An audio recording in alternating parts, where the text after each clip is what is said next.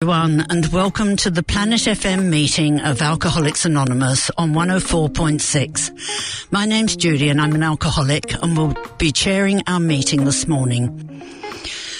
Thank you all for joining us this morning. Today our speakers are Georgina, Bex and Siobhan, and they will be sharing on their experience, strength and hope. Okay, so Georgina, would you like to start us off today, please? Yeah, sure. Thanks, Judy. Hi, I'm Georgina. I'm an alcoholic, and I'm a very grateful alcoholic, and that was not always the case for me.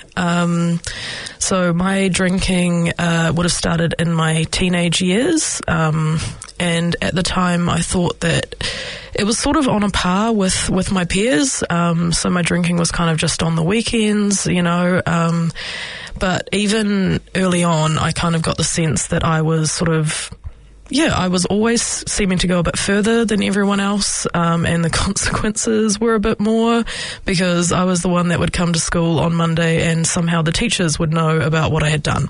So, you know, that was a bit of an issue early doors. And then, you know, it kind of just, for me, I feel like it progressed in stages from there. So when I went to university, one of the things that I discovered, because I didn't have class every day, was that I could drink during the week, and I also discovered drinking at home.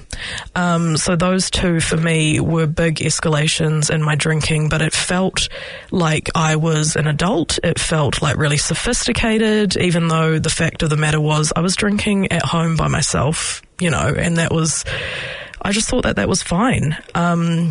And that sort of became cemented into my routine. So by the time I got my first full-time job, you know, I was getting resentful about the fact that I no longer had that weeknight to drink. And to be honest, it wasn't very long before that just sort of crept back in. You know, and I just started drinking at home alone again after work. And as I kept going on, you know, in my journey, the consequences were starting to build up, you know, like every time I was drinking with my friends, I was the one that was getting really rowdy, getting really aggressive, getting, you know, into a state that was, you know, inciting a lot of fear in my friends. And I was starting to get people asking me, like, about my drinking, you know, had I thought about, you know, making it like less, like doing it less often or drinking, you know, less when I was drinking. But that didn't really, you know, that wasn't what I wanted, you know, and it was the start of me sort of moving the goalposts so that the drinking that I was doing, which was becoming more frequent and in higher quantities, that it just became more acceptable, as well as the consequences of my drinking. So, you know, at the start, like I thought, you know, getting really aggressive and getting really insulting when I was drinking, I thought that was, you know, not acceptable. But by the end of my drinking, you know, I was like, nope, that's part of my identity and you just have to accept that. And it didn't matter how you felt. You know, it was just, there were all these delusions that were starting to build up. I was under the delusion that I could control my drinking, or that I could enjoy my drinking, and that was absolutely not the case, you know. And I started to lose things. I started to lose friendships. I lost my partner of 5 years, and although he didn't say that it was because of the drinking, I knew it was because of the drinking, you know.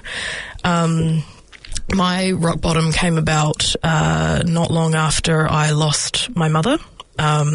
You know, the grief of losing my mother it felt like the rug was pulled out from under me and I was in free fall, and my drinking just escalated to a point that I didn't think possible.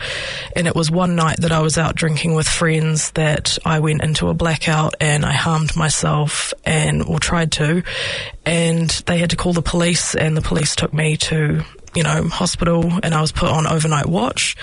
And that was the point at which I was kind of shocked into realizing, like, I cannot understand how it's come to this. I have absolutely no idea. And there was so much fear in me and confusion. And it was the first time that I was able to get honest about my drinking and the way that I felt.